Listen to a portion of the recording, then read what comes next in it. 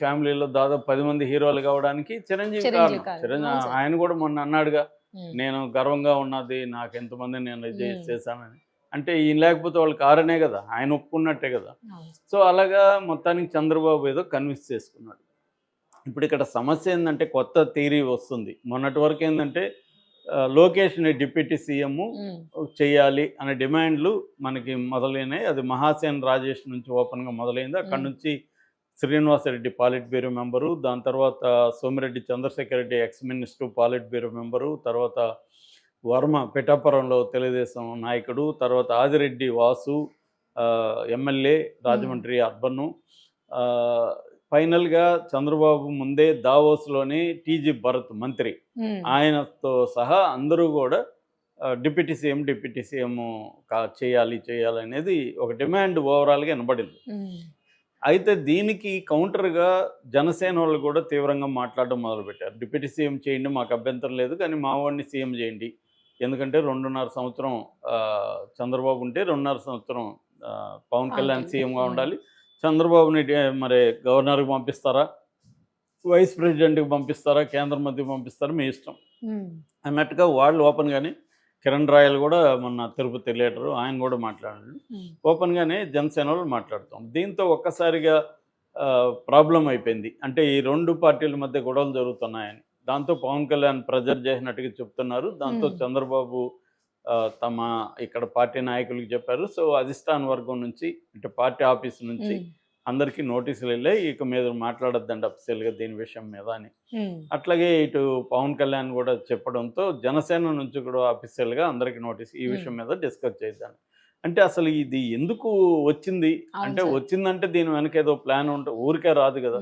మామూలుగా రాజకీయాలు ఏంటంటే ఫీలర్స్ అంటారు, కొన్ని ఫీలర్స్ పంపిస్తారు జనంలోకి.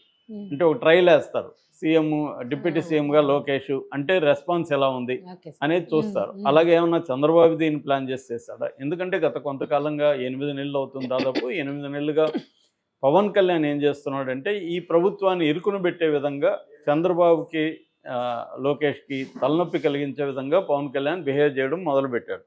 అంటే పవన్ కళ్యాణ్ ఉద్దేశం వీళ్ళకి తలనొప్పులు క్రియేట్ చేయాలని కాదు. పవన్ కళ్యాణ్ ఉద్దేశం ఒక దెబ్బకి 2 పెట్టల్లాగా, ఒకటేమో జగన్ ప్రతిపక్ష నాయకుడు కాకుండా తానే ప్రతిపక్షంగా బిహేవ్ చేయడం. అది యాక్చువల్గా గెలిచినప్పుడే పవన్ కళ్యాణ్ చెప్పాడు.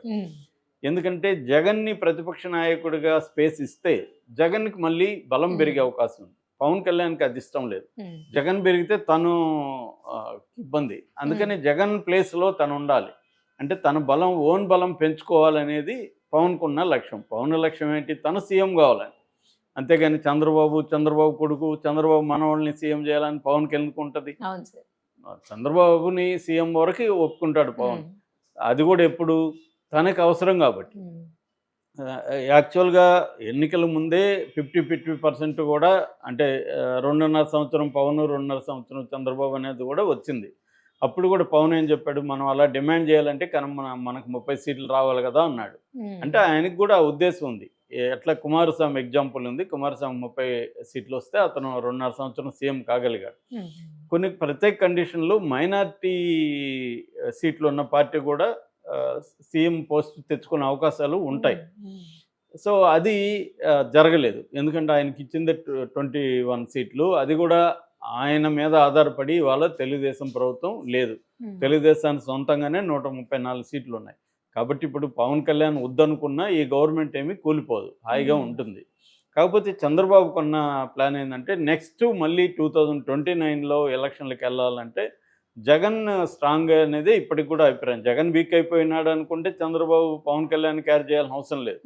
తన సొంత బలం మీదే జగన్ని, పవన్ కళ్యాణ్ ఇద్దరిని ఎదుర్కొని మనం వెళ్ళొచ్చు అనేది ఆ కాన్ఫిడెన్స్ ఉంటే, పవన్ కళ్యాణ్ని ఇంత భయపడుతూ పవన్ కళ్యాణ్కి బిహేవ్ చేయాల్సిన అవసరం లేదు. కానీ చంద్రబాబుకి ఆ కాన్ఫిడెన్స్ లేదు. మనం తెలుగుదేశం మీడియాని చూస్తే కూడా ఇప్పటికీ జగన్ని వీళ్ళే ఫోకస్ చేసి అతన్ని ఎంతసేపు జగన్ ఒక ఫియర్ని క్రియేట్ చేస్తున్నారు. సో లోకేష్ కూడా మళ్ళీ జగనే సీఎం కాడని గ్యారంటీ అడుగుతున్నారు.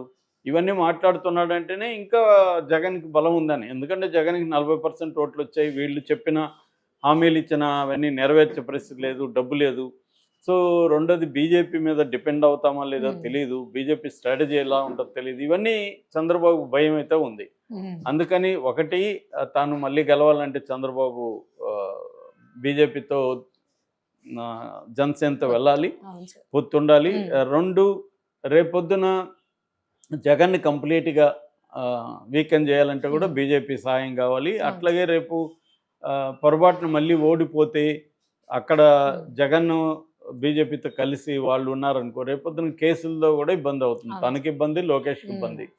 ఇవన్నీ దృష్టిలో పెట్టుకొని చంద్రబాబు ఏం చేస్తున్నాడంటే పవన్ కళ్యాణ్ని భరించాలి మనం అనేది చంద్రబాబుకు ఉంది. ఆయనకి అంటే తెలుసు పవన్ కళ్యాణ్ ఇవన్నీ చేస్తున్నాడు, అయినా కూడా మనం భరించాలి. కానీ లోకేష్కి ప్రాబ్లం ఏంటి? ఇప్పుడు ఉన్న ప్రభుత్వంలో నేను చాలాసార్లు చెప్పాను, చంద్రబాబు ఏమో పాలసీ డెసిషన్స్, అభివృద్ధి వీటికి సంబంధించి చంద్రబాబు చూసుకుంటే, governance, day to day affairs, ఎవరెవరిని ఎక్కడ నియమించాలి ఇవన్నీ లోకేష్ చూసుకుంటున్నాడు. సో అంటే ఒక రకంగా పవర్ అనేది లోకేష్ దగ్గర ఎక్కువగా కేంద్రీకృతమైంది. పవన్ కళ్యాణ్కి ఇమేజ్ ఉంది కానీ పవర్ లేదు. పవన్ కళ్యాణ్ ఒక డీజీపీ నియమించే పరిస్థితి పవన్ కళ్యాణ్కి లేదు, ఒక టీడీ చైర్మన్ పవన్ కళ్యాణ్కి లేదు, ఇవేవి లేవు. తనకిచ్చిన కోటాలో జనసేనలో ఎవరెవరు ఉండాలో నియమించుకోవచ్చు, అంతే అతను. అంతకంటే గవర్నెన్స్లో, డే టు డే గవర్నెన్స్లో పవన్ కళ్యాణ్కి పట్టులేదు. అందుకని పవన్ కళ్యాణ్ ఏం చేస్తున్నాడంటే ఈ ప్రభుత్వంలో ఏమైనా లోపాలు జరిగినప్పుడు తాను ముందు వచ్చేసి తానేదో ప్రతిపక్షంలాగా ప్రశ్నిస్తున్నాడు. మామూలుగా ప్రభుత్వంలో ఉన్నవాళ్ళు ఏం చేస్తారు, ఒక తప్పు జరిగితే విత్ ఇన్ ద గవర్నమెంట్ చెప్తారు, ఆ శాఖ మంత్రికి చెప్పడము లేకపోతే చంద్రబాబు దృష్టికి తీసుకుపోవడం చేస్తారు. పవన్ కళ్యాణ్ ఆ పని చేయట్లా, పబ్లిక్ లేక్ తీసుకెళ్ళిపోతున్నాడు. పబ్లిక్ లేక్ తీసుకెళ్ళిపోవడం వల్ల వీళ్ళ చంద్రబాబు అండ్ లోకేష్ ఇమేజ్ దెబ్బతినే అవకాశం ఉంది. పవన్ కళ్యాణ్కి ఏముంది, ఒకవేళ వీళ్ళు కూటమి చీలిపోయినా రెబల్లాగా ఉండిపోగలడు పవన్ కళ్యాణ్. పవన్ కళ్యాణ్ పెద్దగా పోయేదేం లేదు, దానివల్ల పవన్ కళ్యాణ్ స్టేచర్ పెరుగుతుంది. రెండోది, దీని వెనక బీజేపీ ఉందని కూడా ఒక వార్త వస్తుంది. పవన్ కళ్యాణ్ ఉపయోగించుకొని బీజేపీ బలపడడానికి ట్రై చేస్తుంది. ఏంటంటే ఈ ప్రభుత్వాన్ని ఎరుకుని పెట్టడం అనేది బీజేపీ అజెండాని పవన్ కళ్యాణ్ అమలు చేస్తున్నాడని కూడా ఒక వార్త వస్తుంది. ఈ నేపథ్యంలో చంద్రబాబుకి చాలా డిఫికల్ట్ టైం అని చెప్పాలి. అంటే దీన్ని పవన్ కళ్యాణ్ని తెలిసి కూడా సహించాలి, అట్ ద సేమ్ టైం సహిస్తా పోతే తెలుగుదేశం కేడర్లో నాయకుల్లో అతని మీద మనం ఎందుకు సహించాలి, అతను బేసై మనం లేము, నిజానికి మన మద్దతుతో సెంట్రల్ గవర్నమెంట్ ఉంది, ఇవన్నీ వీళ్ళకి ఉంది. కాబట్టి ఇట్లాంటివి అప్పుడప్పుడు లేవదీసి మేము రెడీగానే ఉన్నాం, ఒకవేళ అవసరమైతే లోకేష్ని ఎలక్షన్ ముందే సీఎం చేస్తాను అన్న సిగ్నల్స్ పంపించడం ద్వారా తెలుగుదేశం కేడర్లు కొంత మోరల్ డౌన్ కాకుండా చూసుకోవడం అనేది, అట్లాగే పవన్ కళ్యాణ్కి కూడా ఒక ఇండైరెక్ట్ సిగ్నల్, నువ్వు మరీ ఎక్కువ చేస్తే మేము కూడా రంగంలో దిగాల్సి ఉంటుంది అన్న ఒక సిగ్నల్ చెక్ పెట్టడానికి, ఏదో వాళ్ళకి ఇన్ఫర్మేషన్ ఏదైనా ఉంటుందేమో అన్నట్టుగా ఇప్పుడు చెప్తున్నారు. కానీ చంద్రబాబు అయితే నాకు ఇంట్రెస్ట్ ఏం లేదు, నా ఇంట్రెస్ట్ అంతా కూడా రాష్ట్ర ప్రయోజనాలకి, కేంద్రంలోకి వెళ్ళి నేను పనిచేయాలని నేను అనుకోవట్లేదు అనేది ఆయన చెప్పాడు. సో అలాగే ఆయన మీద వారసత్వానికి సంబంధించిన ప్రశ్న కూడా వచ్చింది చంద్రబాబుకి. వారసత్వాన్ని గురించి ఆయన ఏం చెప్పాడంటే, వారసత్వం అనేది మనం అనుకుంటే వచ్చేది, కొన్ని ఆపర్చునిటీస్ అయితే వస్తాయి వారసులకి, కానీ వాళ్ళే ప్రూవ్ చేసుకోవాలి అనేది ఆయన చెప్పాడు. అంటే ఒక రకంగా కర్ర ఎరకుండా పాము చావకుండా మామూలుగా ఎవరైనా అదే మాట్లాడతారు. వేరే వాళ్ళ విషయం వచ్చినప్పుడు వారసుల గురించి విమర్శించే వాళ్ళు కూడా తమ దగ్గరికి వచ్చేటప్పుడు ఇలాంటి థీరీసే మాట్లాడతారు. ఇప్పుడు మోడీ ఏమో ఒక పక్క కాంగ్రెస్ వారసుల గురించి మాట్లాడతాడు, మోడీతో ఉన్న వీళ్ళిద్దరేమో పవన్ కళ్యాణ్ కానీ వీళ్ళేమో వారసులు కాదు, వాళ్ళు కూడా ప్రూవ్ చేసుకున్నారు కదా, మన తమ్ముడు అన్నగా పుట్టడమే నేరమా, వాళ్ళకి అవకాశాలు ఉండవా అనేది మాట్లాడతారు.